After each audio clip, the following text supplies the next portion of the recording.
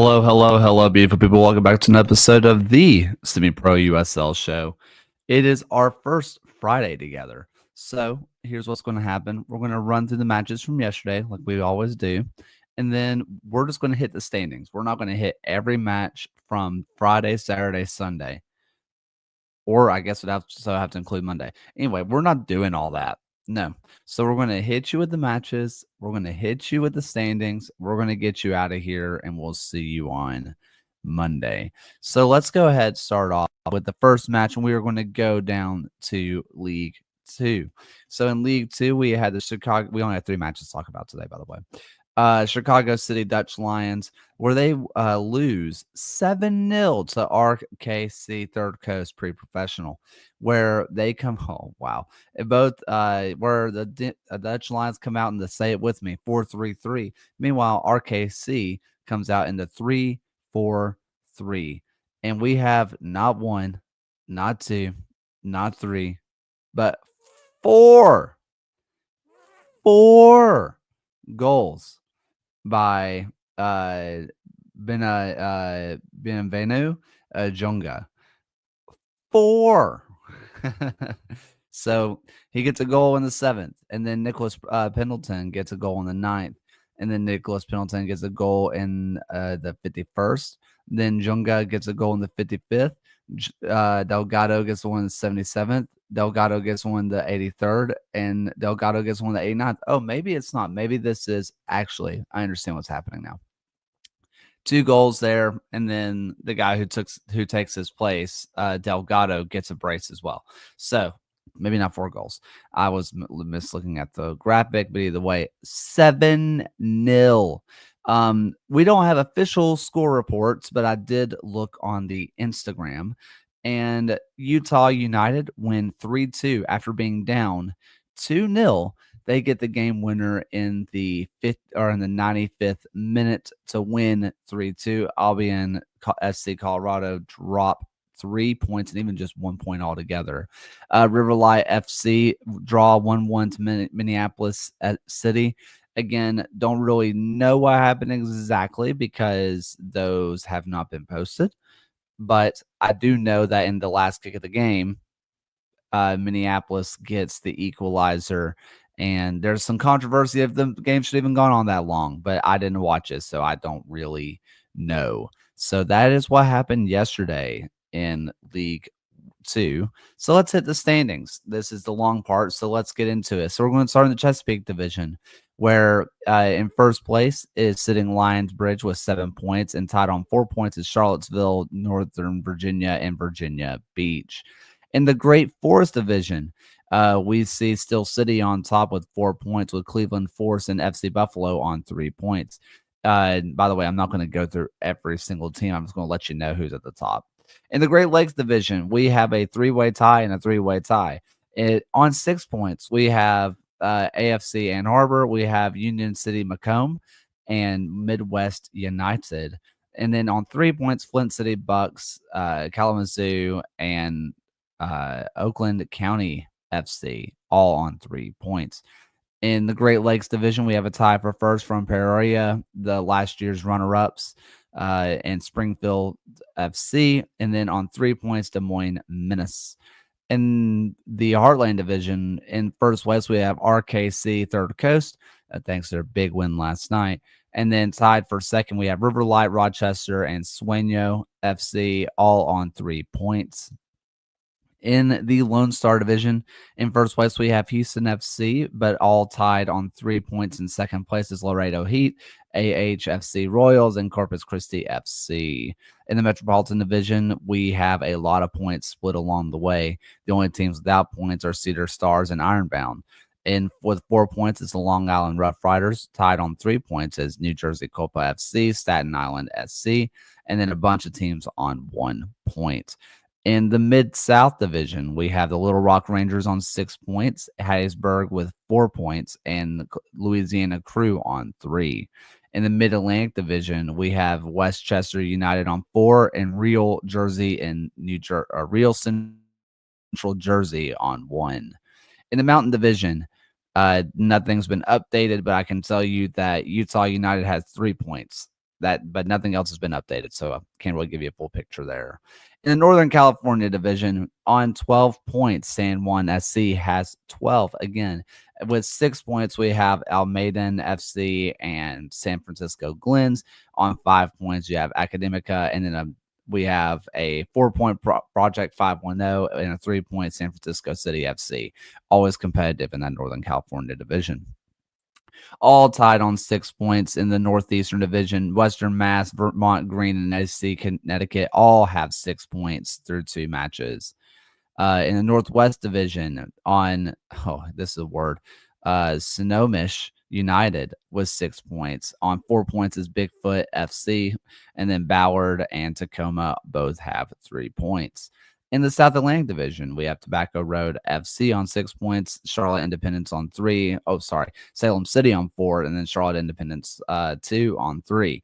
In the South Central Division, with 7 points is Tennessee SC. With 4 points is Birmingham Legion 2, and then tied on 3 points is Dothan United and Montgomery United.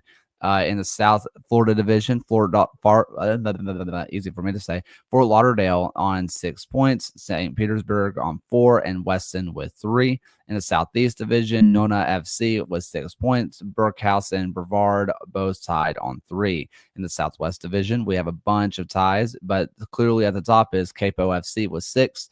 AMSGFC, that's a lot of letters, and South California Eagles tied on 4 points, and then a 3-way tie is City SC, FC Tucson, Redlands FC tied on 3 points. And in the Valley Division, finally, we have tied for first Fort Wayne FC and Lexington SC. That's a whole lot of standings for you, but thank you for listening to that. Go ahead, find your local club, see what's going on. I can almost guarantee you that they are playing tomorrow or today or Sunday. So there's a lot of stuff to be listening for, a lot of stuff to be looking around for. We're not going to go through every single match of the weekend. I'm sorry. So let's go ahead and hit some scores from the W League. Utah United get a 5-0 win over Albion SC Colorado. Minnesota Aurora get a 2-0 win over Rochester FC. This one was a Catherine Rapp gets a goal in the 21st minute, and then Mariah Nguyen, I think is how you pronounce it, or Nguyen, I think it's Nguyen. She gets a goal right before halftime, and that's how this one goes. Minnesota Aurora come out in their 4-5-1 on the second time we've seen that this year, and then Rochester come out with their, say it with me, 4-3-3. The Long Island Rough Riders get a 3-0 win over the Hudson Valley Crusaders, where we get a goal in the first half by Maggie Ledwith. And then Gianna Paul, my girl from Bama, she gets a goal in the 64th. And then Salma Simonin, possibly, in the 71st minute. Both teams coming out in a 4-3-3. The Academica SC fall 2-1 to the Pleasanton Rage. That's how it's spelled. And in the first, we get our first goal from Alejandra Melendez in the 11th minute. And then Kendra Obermeyer ties it up for Academica in the 19th minute. But right before halftime, Trinidad Quiros gets a goal in the 41st minute. Both teams coming out in the, say it with me, 4-3-3. In the Lone Star, this was the one I got so mad about yesterday. In the Lone Star region, Lone Star takes on Lone Star San Antonio. The fact that these two teams didn't draw just makes me mad. Just going to throw it out there. Again, in the Lone Star division, Lone Star takes on Lone Star San Antonio, where Lone Star, not Lone Star San Antonio, but just Lone Star, wins 2-0. In the first half, Mia Fuss gets a goal in the 9th minute, and then, this for some reason says second half, but it says the 37th minute. Tristan Cabello gets her goal in the 37th, where Lone Star, the winning Lone Star, comes out in the, say it with me, 4-3-3. And then Lone Star San Antonio comes out in the 4-1-2-1-2, or also known as a 4-4-2 diamond. I love seeing unique shapes. Thank you for people, for Lone Star San Antonio for coming out in something interesting. In the South Central Division, we get a 2-1 win out of Tennessee SC over the Southern Soccer Academy. Yes, they are owned by Brentford, or like partner with Brentford. They both come out in this, say it with me, 4-3 as Tennessee SC gets a goal from Grace Freeman. And I do believe that that is the same Grace Freeman that played for Birmingham Legion last year. So there's been a couple of swappings around. So that's quite interesting. And then finally in the Metropolitan Division, we get a 1-1 draw from Cedar Stars and Manhattan SC, where Cedar Stars come out in the 4-3-3 and Manhattan comes out in the, say with me, 4-3-3. Manhattan gets a goal in the 8th minute from Castadina. And then in the 22nd minute, Catherine Slot gets the goal to keep it all knotted at 1, and that is how it would end. So let's hit some standings before us to get you out of here and get you into the weekend. Again, go ahead, find your local club, see what's going on, see what you need to catch up with, and because there's a lot of matches happening. Go check it out. In the Chesapeake Division, we have a 6 with 6 points is Virginia Beach United. On 4 points, Richmond Ivy on 4, and Annapolis Blues on 3. In the Great Forest Division, tied on 3 points is Flower City and FC Buffalo. With 2 points is Cleveland Forest, with the Riveters and Erie Sports on 1. In the Great Lakes Division, our AFC Ann Arbor is on 7 points, with Midwest United on 4. Macomb Union FC Macomb with 3 points, same with Kalamazoo. River Light FC find themselves on 6 points. Meanwhile, the Aurora and Rochester of Minneapolis, both on 3 points. Lone Star, yes, that one, has 6 points, while Challenge and Lone Star San Antonio both had 3 points. In the Metropolitan Division, the Long Island Rough Riders find themselves on 6 points, while Cedar Stars and Morse Elite tied on 4. In the Mid-Atlantic Division, we have a 3-way tie with all 3 points.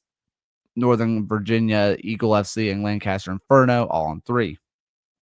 Colorado Storm and Utah United find themselves tied with 3 points in the Mountain Division.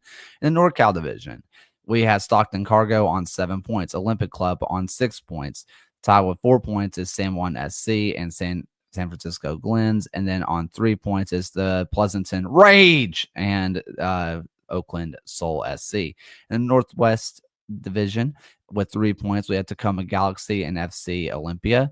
And then tied on 1 point is Salmon Bay and West Seattle Roadies. By the way, check out all those matches because those are sneaky, like, good kit matchups. Yeah, Tormenta at NC Courage is a big one this afternoon in the W League. Thank you, Luke Martin. That is a massive one. 2 former champions. Is that the first time we've seen 2 former champions go at it in the regular season? I think it is, because I don't think Indy and the Aurora are in. Well, Aurora didn't even win it, did they?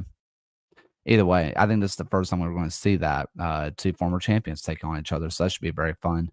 In the SoCal Division, Capo FC with 9 points through 3 matches. OC Sporting with 3 points. Everybody else on 0. In the South Atlantic Division, the aforementioned South Atlantic Division, in first place is the Carolina Sin on 6 points. Then South Georgia Tormenta on 4 points. And then tied on 3 points is North Carolina Courage U23s and South Carolina United Bantams, both on 3 points. In the South Central, in first place, we have Tennessee SC on 6, Asheville City on 4, Birmingham Legion, Chattanooga Red Wolves, Greenville Liberty, and One Knox, all tied on 3 points. That is going to be a tight race. In the Southeast Division, Sporting Jacks on 6 points, Fort Lauderdale United, FC Miami City, a TLH Reckoning, Kingshammer FC Sun City, all tied on 3 points. I think I mentioned it, but Sporting Jacks on 6, clearly at the top. And finally, in the Valley Division, we have in first place Racing Louisville FC, their 2 team, with 7 points, and Indy 11 on 6 points, with Kingshammer FC Cincinnati on 1 point. That is it. That is what's happening. That's what's going on this weekend, or that's what's happened in the W League. thank you so much for following along with all that. On Monday, we're going to try to do a stats update for you, a standings update, because we're not going to hit all the matches from the weekend. It's just not going to happen. I'm not going to be able to break them down. I'll probably give you score updates and then stats and then standing update to let you know where everything sits. But that is it. Thank you so much for watching. Thank you so much for supporting the first week of the Semi Pro USL Show. Appreciate your love. And for the first and final time today, here's Alan's voice. Thank you for watching another episode of the USL Show. The USL Show is now proudly part of the Protagonist podcast family. Please go to protagonistsoccer.com to check out more work. Thanks for stopping by. We'll see everyone again next time.